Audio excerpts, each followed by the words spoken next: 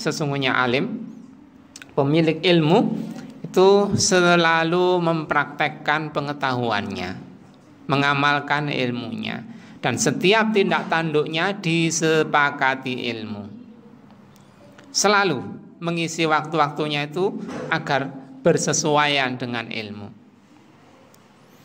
bersesuaian dengan syariat, ketentuan dari Allah Subhanahu wa taala. Talak bin Habib pernah menyampaikan, at-taqwa anta'amal bi ta'atillah ala nurim minallah tarju rahmatallah wa antatruka ma'siyatallah ala nurim minallah takhafu azaballah.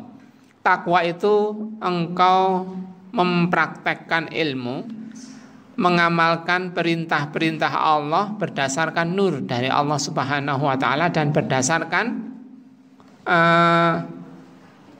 karena mengharap karunia dari Allah Subhanahu wa taala. Harus dua. Dalam mengamalkan ilmu itu harus dua langkah yang diterapkan, yaitu berdasarkan nur dan berdasarkan untuk mencari ridha Allah. Kalau enggak berdasarkan nur, insya Allah enggak diterima. Kalau enggak untuk mencari ridha Allah, insya Allah ya juga enggak diberi pahala oleh Allah. Kenapa? Allah memberi pahala. Wong yang melakukan itu enggak mengharapkan pahala dari Allah Subhanahu wa taala. Wa antatruka ma'siyatallah ala nurim minallah takhafu azaballah. Engkau meninggalkan maksiat kepada Allah berdasarkan nur dari Allah juga, karena takut siksanya.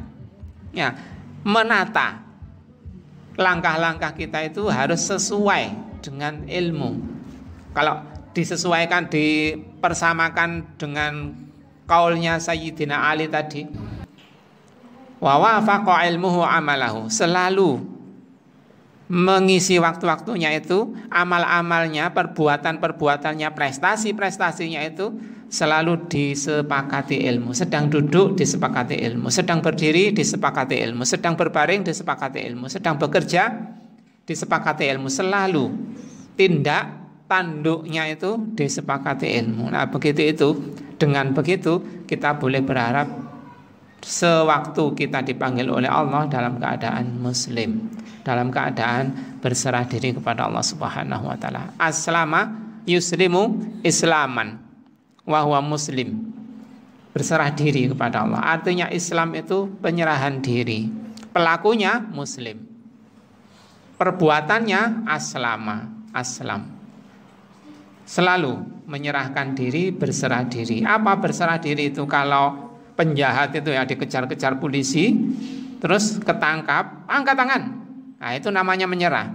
Disuruh angkat tangan mau, disuruh jongkok mau, disuruh tiarap mau.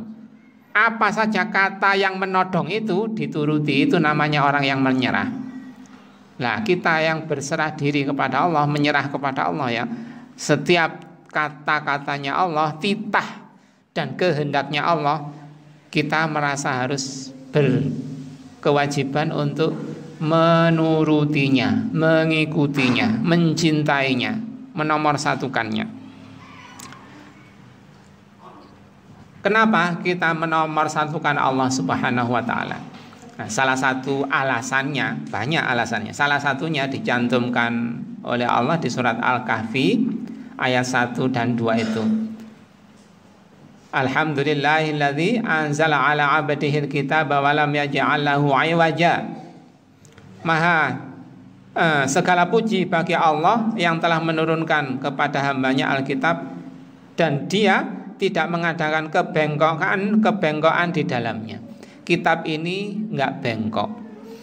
Yang dikehendaki Allah adalah kitab ini enggak bengkok. Beda dengan orang-orang kafir itu menghendaki jalannya muslimin, menghendaki jalan hidup, pola hidup, kebiasaannya muslimin itu bengkok-bengkok. Seperti yang digambarkan oleh Allah di surat Al-A'raf ayat 45 yang saya bacakan tadi.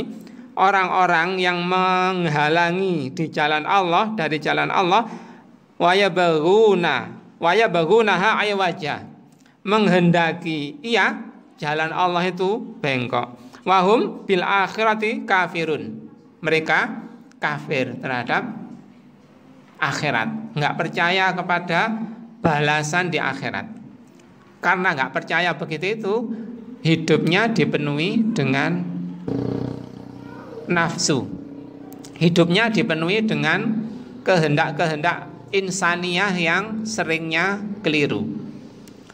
Merampas, merampok, mencopet, mencuri, menindas.